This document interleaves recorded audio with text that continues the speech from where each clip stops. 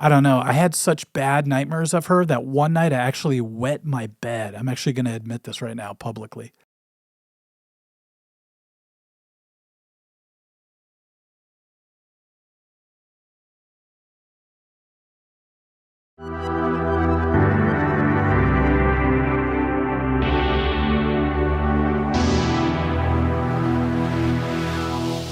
Hi everybody, it's Mike here from AV Invasion. I'm excited to make my third video for this channel. The last one I did is doing pretty well actually for the amount of subscribers I have. It's almost to like 10,000 views.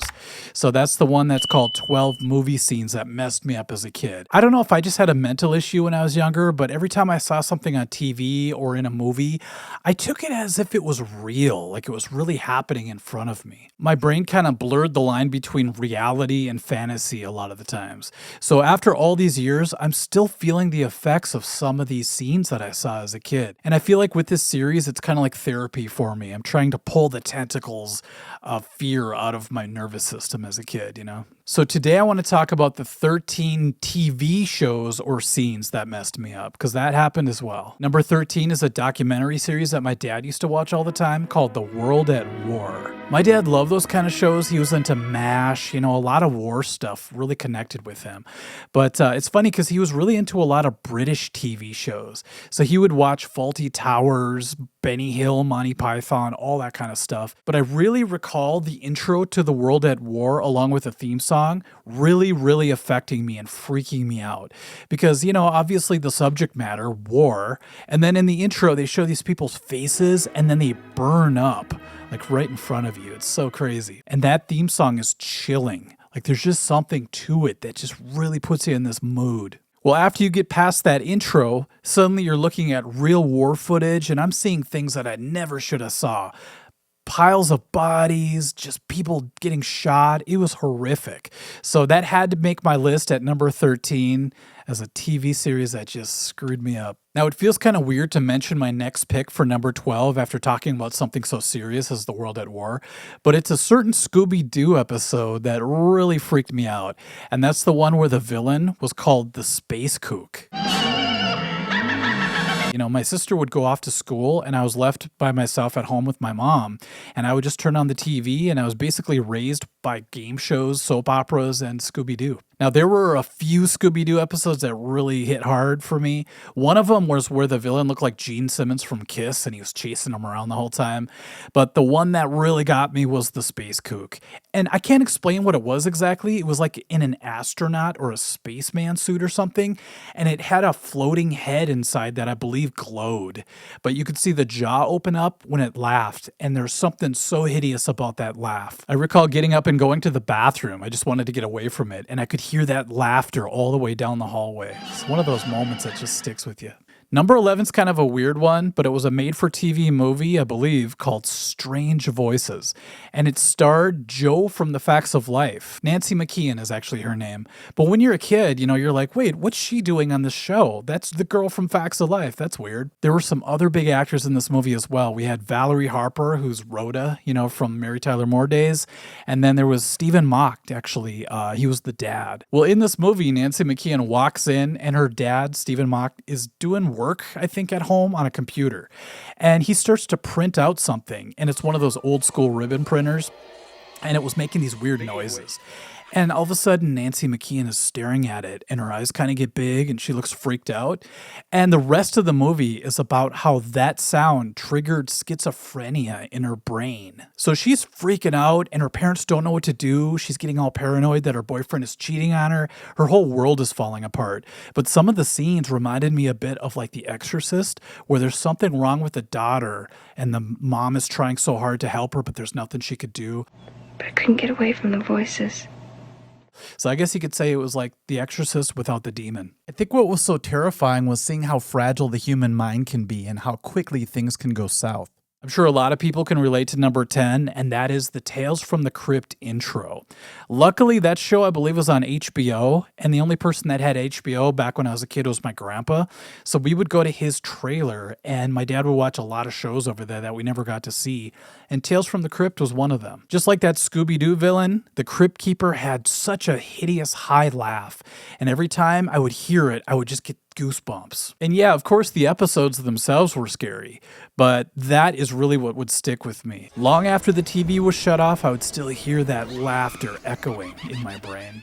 There were a lot of TV shows growing up that were very serious, but they were called comedies, and one of them was Good Times. So number 9 would be that episode where Penny, played by a young Janet Jackson, by the way, was being abused by her mom. And there's a particular scene where her mom is ironing some clothes. And she's starting to talk real serious to Penny, and Penny could tell she's in trouble.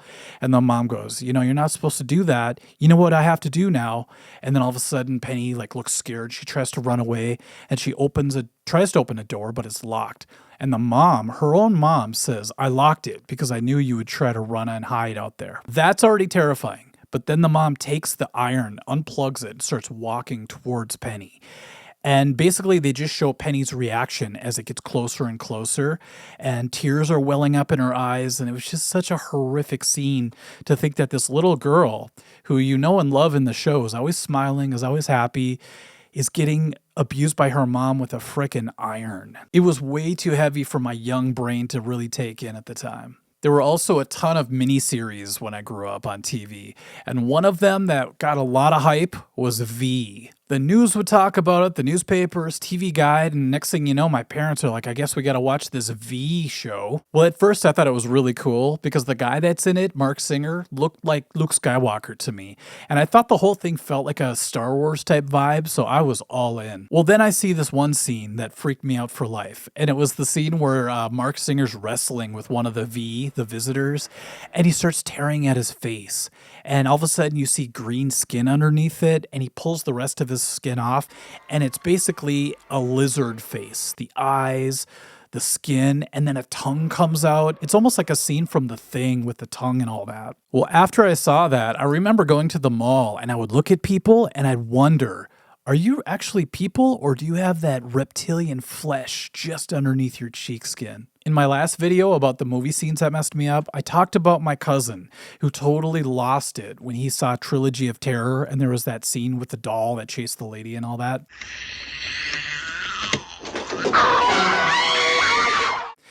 Well, I also mentioned that he had a bit of a nervous breakdown when he saw the movie called The Day After. And back then, we were living in Cold War times. I mean, we would have drills at school where you had to go out in the hallway and crouch down and put your hands over your head. It was terrifying. So the idea of nuclear war was very real to us. So when we saw that scene where the bomb goes off and suddenly you could see people's skeletons, it was like X-ray vision all of a sudden. That was a lot to handle for us. Some of us did handle it better than others, but we were all freaked out. I was actually scared of the buildup to that moment because the cars all stopped working. People are just walking around like, what's going on? And nuclear missiles were like coming out of people's yards. It was wild. And it just made me wonder, do we have a nuclear bomb in our backyard? Number 6 felt like a fever dream when I remembered back to it. I'm like, was that ever real? And that's HR Puffin stuff. Mostly the intro to the show, which happened to be almost 2 minutes long. Could you imagine an intro today being 2 minutes long? Well, it starts off nice and happy. The theme song's like a nice kid song that's all in a major key and super happy. But then they show this terrifying looking witch. Ever since The Wizard of Oz, like I talked about in my other video, I've had this fear of scary looking witches. Well, this lady kind of takes the cake when it comes to just looking very strange and off. There's something very uncanny about her. You could tell she's wearing prosthetics and everything, but as a kid, that stuff looks real to you. And then they show like the clouds flying by. It's just a terrifying scene. And to top it off, the music goes into this minor key. It really just puts it over the top when that music is laid over the top of that scene. And even in the show, there were a lot of freaky moments. The flute stuck with me, the talking flute. It made me wonder if a lot of my childhood fears were a result of seeing shows made by people that grew up in the psychedelic 60s, and they got older and they decided to make kid shows, and they just happened to make them, resemble acid trips they've had. So thanks a lot for scarring us, you hippies. I think a lot of people are going to relate to number 5, and that is the miniseries based off the Stephen King book called Salem's Lot. Right away, I know what you guys are picturing in your brain. The floating friend. That's what I'm picturing you picturing. Now imagine my horror as a kid turning on the TV and just thinking you're going to see like the news or something. And all of a sudden you see this vampire kid floating outside a window in a very strange manner. I think they filmed it backwards or something because the fog and the smoke and all that is sort of going the wrong way. And the kid's scratching at the window and he's moving in this really herky-jerky, creepy manner. And if that's not bad enough, there's a kid in bed like witnessing this and he gets up and he opens the damn window. I'm just thinking, you shouldn't be opening the window. You should be looking for a damn bazooka right now. Number 4 comes from a TV show that I'm actually going to be doing an entire video on very soon, and that's The Twilight Zone. Back in the day, we had to watch the TV shows that our parents loved. And my dad grew up watching The Twilight Zone, The Outer Limits, but he also watched comedies like The Honeymooners and I Love Lucy and Green Acres. And I'm always glad that he shared those with us because, it kind of added to my sense of humor at least. But in the fear department, The Twilight Zone did a great job scaring the crap out of me. And one episode rises to the top for me, and that's called The Living Doll, or just Living Doll, I think. And that's the one with the doll named Talkie Tina. And I always called it Talking Tina, but it's just Talkie Tina. I don't know if that's some sort of Mandela effect or something, but that's what it's actually called. The reason why that episode is so scary is because in our house, we had a lot of Korean dolls. My mom collected them, and she even had calendars of like Korean models that look like dolls because they put on this real heavy makeup and they had real pale faces. So that alone was kind of scary. By the way, I did a whole story about it on my other channel. I'll link it below. It's kind of like one of those creepypasta horror stories where I tell the story and add sound effects and stuff, so you might like it if you're into that kind of thing. Well, this Twilight Zone episode basically made it seem possible that these dolls could come to life. And the scene that really did it for me was when the dad, by the way, played by Telly Savalas, Kojak, was talking to the doll, and the doll suddenly says, "My name is Talkie Tina, and I'm beginning to hate you." And just the way the doll moved and the eyes would blink and all that, it just added up to total terror. And the rest of the episode plays out like a nightmare where you're trying to get rid of this freaky thing and you just can't, no matter what you do, get rid of it. You could put her head in a vice, you could try to burn her, you could throw her in the garbage can and put a huge cement block on it, and nothing works, just like in a nightmare. Number 3 might seem weird at first, but as soon as I mention the character, you're going to be like, oh yeah. So it's Mr. Rogers, but the puppet named Lady Elaine, I believe it's Lady Elaine Fairchild is the full name. It terrorized me because Mr. Rogers was kind of my safe place to go. My life was already crazy, and then I could go see Mr. Rogers, I could go to Sesame Street and sort of relax a little bit. But all of a sudden, this puppet shows up named Lady Elaine, and she was so scary to me because I was talking about witches earlier. She looked like somebody who was transitioning into a witch, but didn't quite go all the way. So she had the facial features, she had the long nose, it was actually red, which was kind of weird, and a little wart at the end. It was just too much for me to take. Something about her hair too, I think it was combed forward, and I don't know, I had such bad nightmares of her that one night I actually wet my bed. I'm actually going to admit this right now publicly. And it was one of those moments I'll never forget because I had to wake up my mom, do the knock of shame, "Mom, I peed my bed," and then watching her change my sheets, it really, told me how much a mom loves you. She's willing to do something like that. But that memory will never leave me. I just felt so ashamed. What's also funny is the antithesis to Lady Elaine in Mr. Rogers' Neighborhood is another lady named Lady Aberlin, who I had a huge crush on, and I was way too young to have crushes, so it's kind of weird. I still have a crush on Lady Aberlin to this day. I wonder if she's single. She's probably like 70 or something. But number 2 is from another show that I'm going to give its own video, maybe a few videos in the future. But it had such a huge impact on me because it was always on. It was Little House on the Prairie. I could easily name 10 or more episodes that just haunted my young brain. But the one that really stands out to me is the one where Mary goes blind. And there's a lot of reasons for it. Obviously, it's freaky just to lose your sight, but it was the build up to it.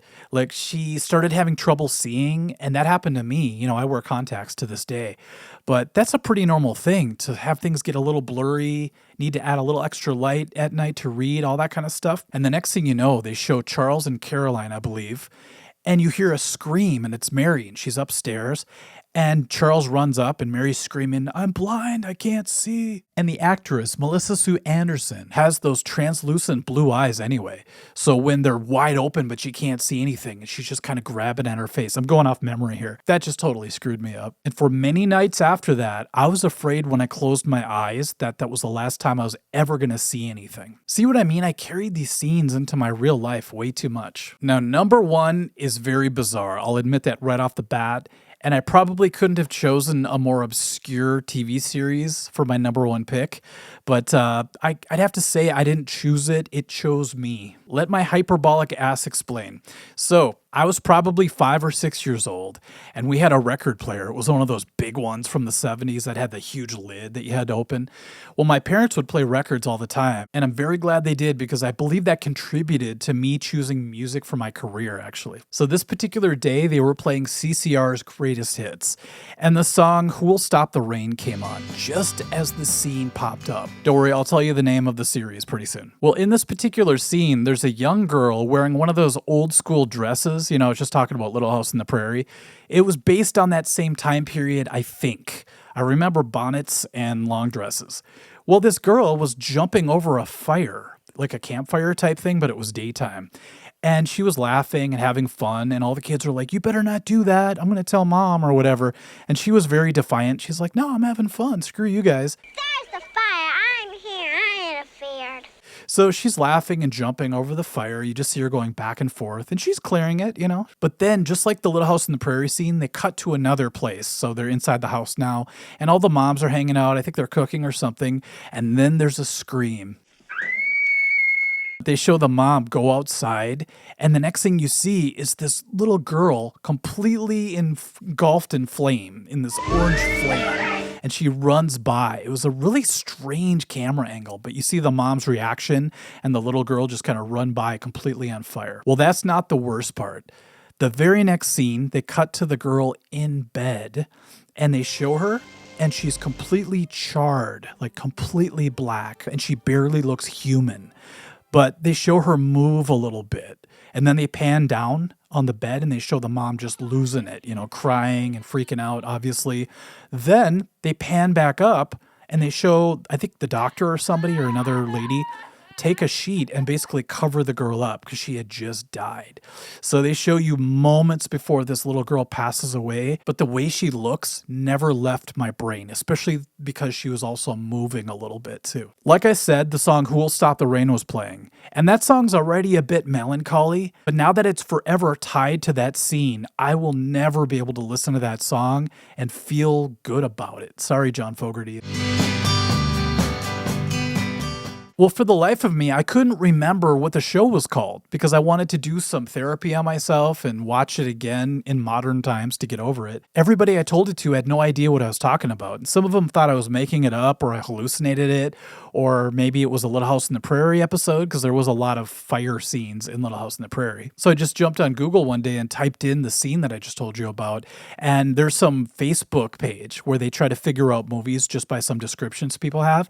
And somebody said, you know, that sounds a lot like this mini series that I saw a long time ago called The Awakening Land. So I jumped on Amazon and ordered it right away because I couldn't find it on, streaming. It arrived and it was actually on disc 2. There's 3 discs for this because there's 3 shows in the miniseries. And when that scene came up again, I got all those same feelings that I had back when I was a kid. But I have to tell you, now that I have a grown-up's filter in my brain and I can sort of parse it out and reason myself through it, I'm like, okay, I feel a lot better about it, and I'm wondering how much healing I did overall to myself just by doing that. Okay, everyone, so I need you to tell me what TV shows, scenes, theme songs, characters, whatever, freaked you out as a kid. I would love to read about it in the comments section. And thank you, everyone, for watching and also for subscribing if you could. That would be great. I have some really exciting ideas for videos coming up, so look forward to that, and I will see you there. Thank you. Bye-bye.